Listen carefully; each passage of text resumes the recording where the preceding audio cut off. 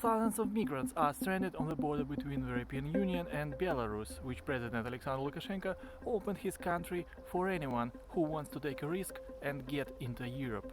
So he effectively opened a gateway for anyone who is willing to risk a trip to Belarus and then try to jump across the border into Poland or Lithuania through forests, swamps and fences of barbed wire. Belarus is ruled by Alexander Lukashenko, the president who has been in power for 27 years. Last year he claimed a victory in presidential elections, which triggered an unprecedented wave of protests. At one point it even seemed like his rule was about to end, but then he was able to suppress the opposition with more than 30,000 arrests.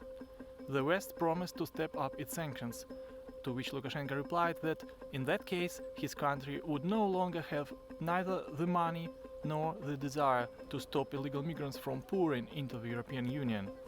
Russia, which supports Lukashenko with cheap energy and money, said the West should talk directly to him to resolve the crisis. Lithuania and Poland object, saying he only needs this to get back his lost legitimacy and make the West abandon sanctions against his regime. And yet the outgoing German Chancellor Angela Merkel called Lukashenko on Tuesday, after which he pulled back some migrants away from the border with Poland, sheltering about 1,000 of them in a nearby warehouse. Migrants, many of them young men, made several attempts to break through the border into Poland, but it became increasingly clear that it's just not going to happen.